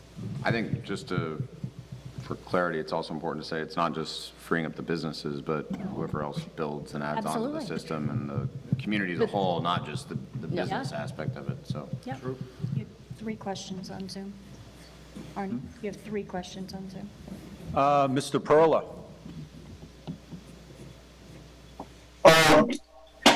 I think that Drew's is a very important business in town. They're a major taxpayer, a major employer, and every one of those little jars that they send out, that they ship out, says Chester, Vermont on the back of it. So I think we should do whatever we can to support the Drew's business. Thank you, Phil. And Scott McDonald. Yeah, as quickly as I can. I went to the CBC meeting recently, and Mr. Holden was there, and he spoke a bit from his position of wastewater and such. Some of the things he was sharing with us were concerns about how we are already over our wastewater limits, and we're kind of sitting on a ticking time bomb if we want to be business friendly and look at growth and not consider anything we can do for the management of our water. And it is so crucial. And we have a lot of new people here who, and when I moved here 6 or 7 years ago, the village has town water and town sewer. Well, people coming here from the tri-state area don't understand that that's still a well. So I would suggest that we talk to the realtors and let people who are new here know that it's not the same as real city water and all of that. It really is still a very delicate system that's already at the brink of being overtaxed. So anything we can do to support expanding our ability to manage our water and our wastewater is really a big priority. Thank you. Thanks, Scott. And Lee Harrington. Lee Harrington. I'm actually with my son-in-law, Chance Easter, who's living with us now. A question about if a business is no longer purchasing 30,000 gallons, just curious what that does to is there a reduction in revenue But otherwise, this sounds like a huge win for the wastewater system, taking some weight off of it. So I was just curious about that one piece. Yeah, it would be a reduction in revenue. Water is billed at $1 per 1,000 gallons, and sewer is billed at $4.10 per 1,000 gallons. So it is a drop in revenue, but I think that overall there would be a savings in not having to treat that waste that's coming through. And it does offer us the added capacity. Right. As you go forward. Right. But that is a good question regarding the revenue end of it. Right. Thank you, Lee. Any other questions? Do we need a motion to? You do need a motion, and then unfortunately, I was typing this, and apparently on the signature lines, I probably got interrupted. I didn't put the rest of your names on there. So if you could just maybe stop in, sign, that would be awesome. So we would need a motion to authorize this official resolution dated June 1st, 2022 to the State Economic and Infrastructure Development Program, NBRC. And the town of Chester is submitting its application under 2022 State Economic and Infrastructure Development Program. And as required, the Chester Select Board resolves as follows: that Deb Aldrich, the town treasurer, is hereby authorized to sign the NBRC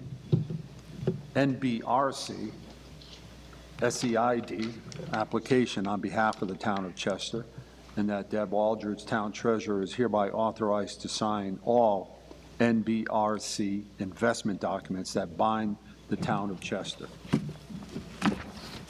Somebody want to repeat that motion? So moved. That's better.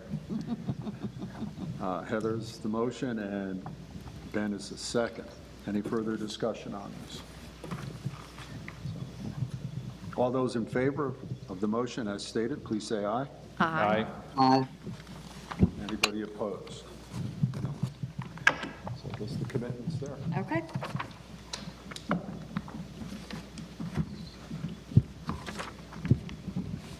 A little housekeeping. Next, a couple of cemetery deeds for signatures. 3. Yep.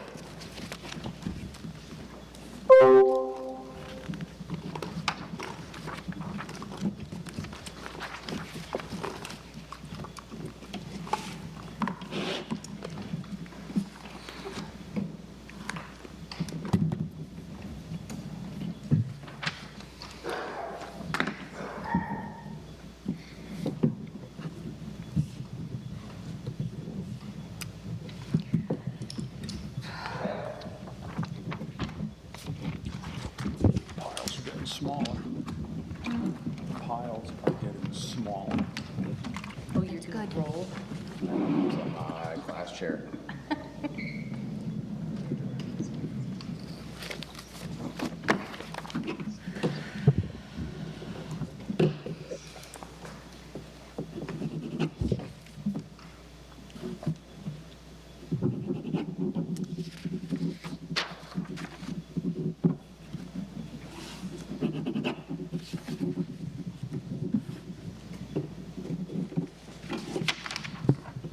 All set?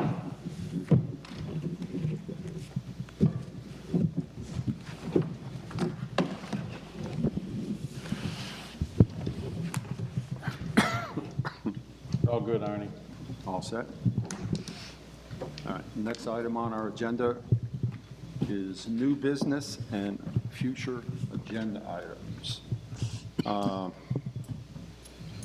I guess through an extremely unfortunate series of events, our library is without a quorum on its board of directors. There is only one board of director that is still left out of, what's there, seven on there altogether. And besides the board basically resigning because of the controversy and the issues that have been taking place over the last 2 or 3 weeks, our library director has also tendered her resignation as of the end of June. We're in uncharted areas on how to handle this. There are a lot of legal aspects to it that we're not exactly sure how it's going to work. I know, Julie, that you've been talking to the town attorney, and he's been looking at case law regarding how the operation of the library continues or how it gets affected from what's happening. They're a separate entity, and they are paid by their own board and their own signatures on the board. I believe it's not exactly through the town, so it affects that aspect of it also.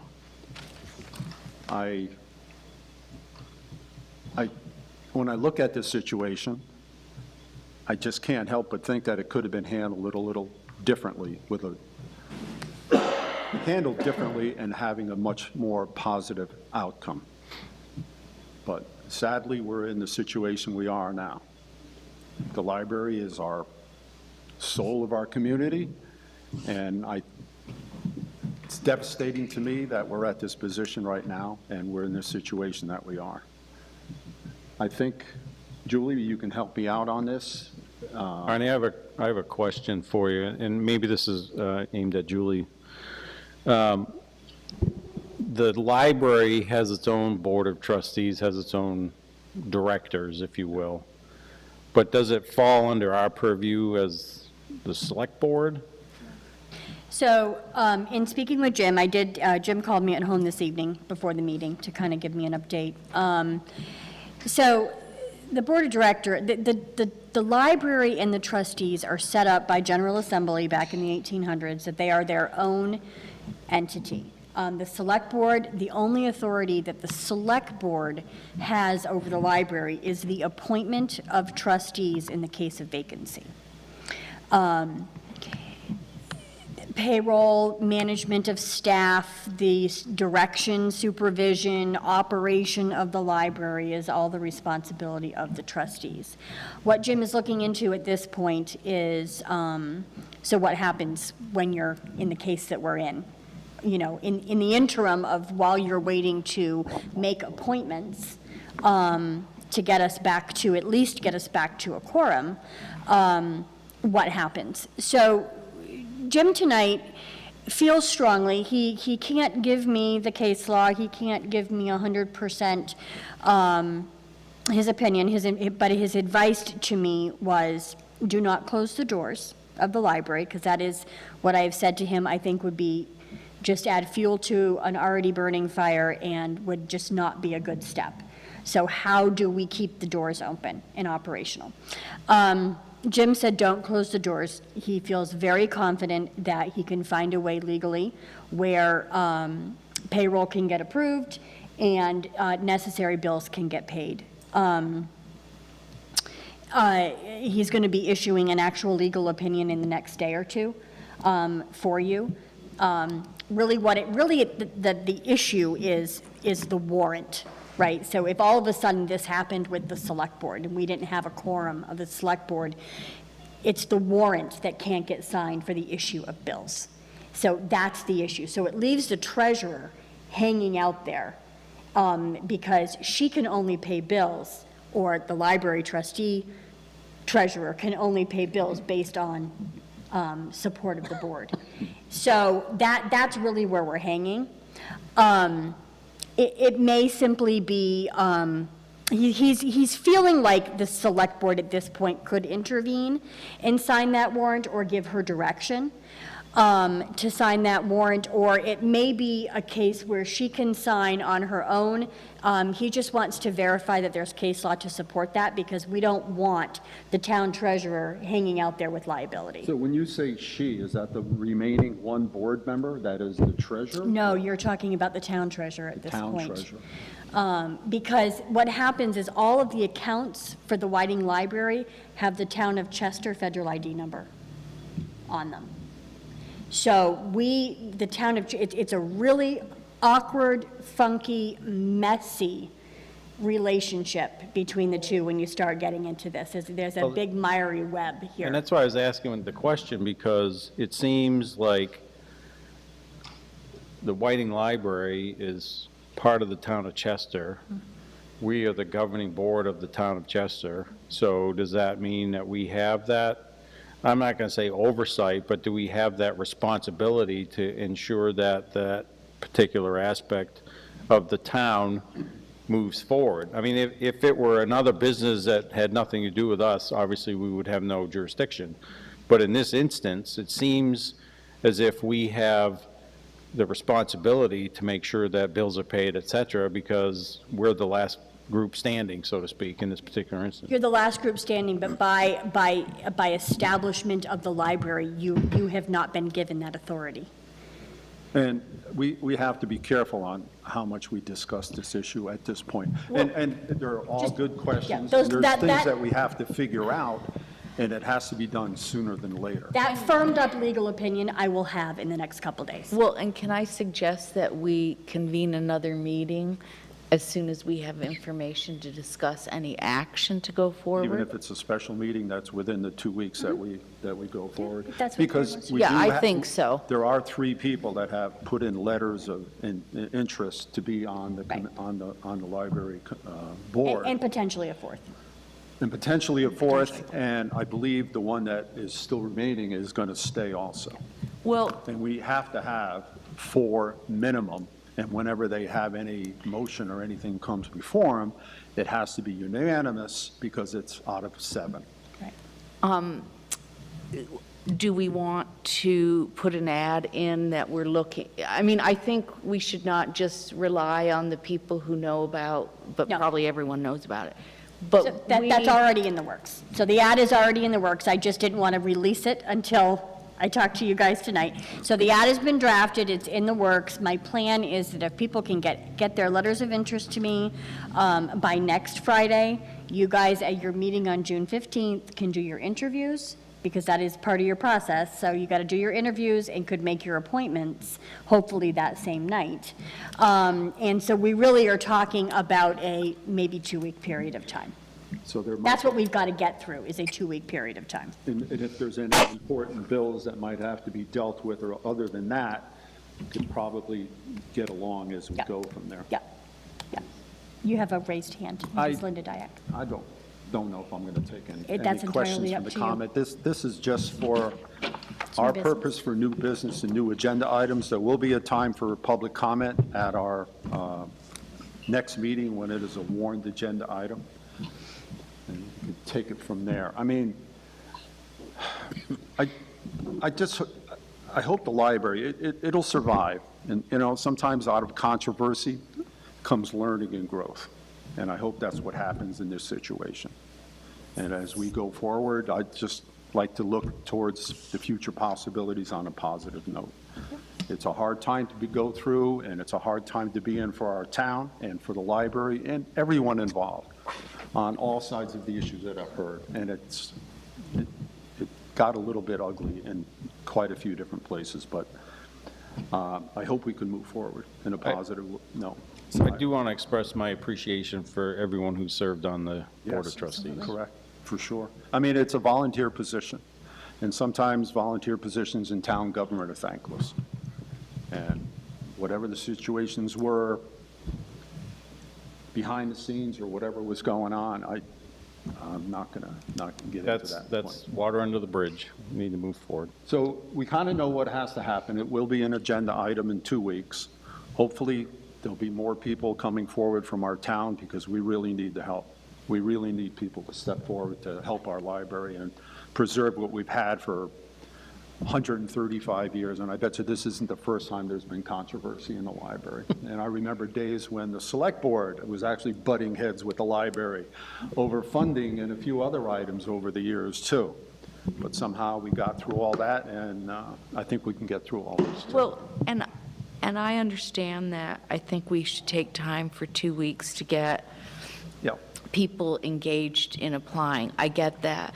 But I also think there may be something we need to do before then. There could be. And I want, keep us abreast of what's going on, because I think we really need to pay attention to this with, so few board members. I agree with you there. And if something comes up, I mean, we're going to be hearing some legal opinions and advice to help us through these couple of weeks. And when things happen, if we require a special meeting, we'd be able to do that. That's for future agenda items. Anybody have anything else for future agenda items? Not at this time. I have a question, and I maybe it's already in the works of being Go ahead, taken Lee. care of. But on Grafton Road, heading down toward town on the right-hand side, just past Riverside, or River Street, what has happened there, and is it a leak of some sort, or is it just looks like it's flooding out? Yeah, no, it's the property owner's service line. Oh, okay, and that's being taken care of? That's being taken care of by the property owner. That's not a town of Chester responsibility. Okay, I've just been noticing it because I've been down watering the bridges and, Yep. Yeah, he's just waiting for a contractor. okay, great. Thanks, Julie. You're welcome. Anything else for future agenda items or new business? You have a raised hand. I don't know if it's new or what it is, but, Can you see that name up oh, there? it's gone. No, it's gone. Just as a FYI, I will not be here the week of the 15th, so. The 15th? You'll be missed. Don't want to I zoom in, would say Ben? that I would miss you all, but I will be on vacation, and I will be okay with that for. So we won't miss you either. Okay. I take that back. Ooh, it's cruel. Nah, we'll miss you. Next item on our agenda is adjournment. Make a motion to adjourn. I'll second. All those in favor of adjourning, please say aye. Bye.